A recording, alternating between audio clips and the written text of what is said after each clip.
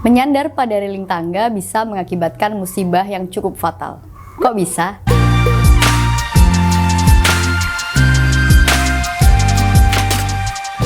Hai teman-teman, kembali lagi di Belajar Arsitektur bersama saya Walda dari PT Rancang Reka Ruang. Kali ini kita akan membahas salah satu elemen yang sangat krusial dalam desain rumah modern, yaitu tangga. Tangga bukan hanya sebagai penghubung antar dua lantai dalam sebuah bangunan, tetapi juga merupakan elemen arsitektur yang mencerminkan keindahan dan juga fungsi dalam suatu bangunan. Pada video kali ini kita akan membahas secara lebih dalam tentang railing tangga sebagai salah satu komponen desain tangga yang berfungsi sebagai pengaman. Selain itu, kita juga akan membahas alasan mengapa railing tangga tidak boleh dijadikan sebagai tempat bersandar. Mari kita mulai dengan pertanyaan sederhana, yaitu apa itu railing tangga? Elemen penting ini juga sering disebut sebagai pegangan tangga.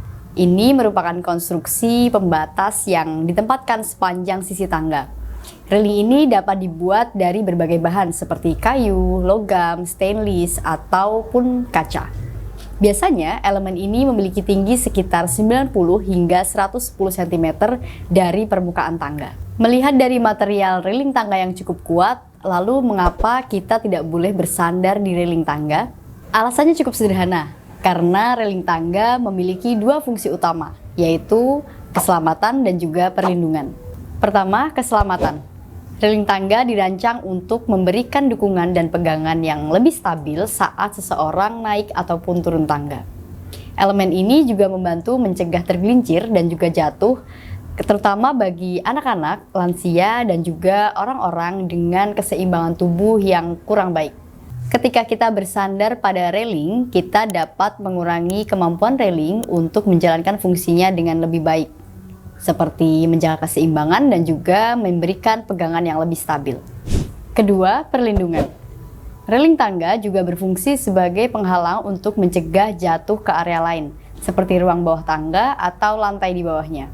Jika kita bersandar pada railing tangga, kita bisa merusak estetika atau bahkan merusak struktur railing tersebut, mengurangi kemampuannya untuk melindungi dari jatuh ke area yang lebih rendah. Nah, selain dua fungsi utama tersebut, railing tangga juga memiliki satu fungsi tambahan, yaitu sebagai estetika.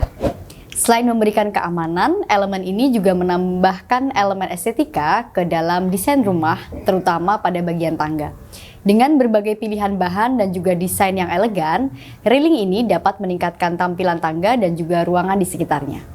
Jadi, dalam penggunaan yang benar, railing tangga sebaiknya digunakan hanya sebagai pegangan ketika kita naik ataupun turun tangga, bukan sebagai tempat untuk bersandar ataupun duduk.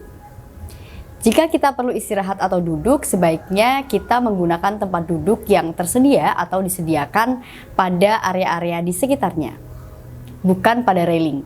Dengan cara ini, kita dapat memastikan bahwa railing tetap berfungsi dengan baik dan sebagaimana mestinya untuk menjaga keselamatan dan juga keamanan, serta memberikan perlindungan selama penghuni menggunakan tangga. Berikut adalah beberapa material umum yang digunakan untuk railing tangga beserta kelebihan dan juga kekurangannya dari segi desain. Pertama, kayu. Kayu memiliki kelebihan, memiliki estetika yang hangat dan alami. Banyak versi kayu yang dapat dipilih seperti kayu oak, kayu mahoni, atau kayu cedar. Cocok untuk gaya rumah yang tradisional ataupun kontemporer. Meskipun begitu, material kayu juga memiliki beberapa kekurangan, di antaranya yaitu memerlukan perawatan reguler seperti pernis ataupun pelapis untuk menjaga keindahan dan juga ketahanan dari material tersebut. Kayu juga rentan terhadap cuaca yang ekstrim dan juga serangan hama jika tidak dirawat dengan baik. Selain itu, kayu juga memiliki harga yang jauh lebih mahal, jadi perlu untuk dipertimbangkan dua kali. Material kedua adalah logam seperti besi, baja, ataupun aluminium. Material ini memiliki kelebihan tahan terhadap cuaca dan juga tahan lebih lama. Dapat dibentuk dalam berbagai desain yang lebih rumit dan juga detail. Material ini juga cocok untuk rumah dengan gaya modern ataupun industrial. Di sisi lain, material logam memiliki beberapa kekurangan, di antaranya yaitu lebih berat dibandingkan dengan beberapa material lainnya. Material ini juga memerlukan pelapis anti korosi untuk mencegah karat pada material seperti besi. Selanjutnya, logam juga mungkin terasa lebih ringan atau kurang hangat dibandingkan dengan material kayu. Selanjutnya, material kaca.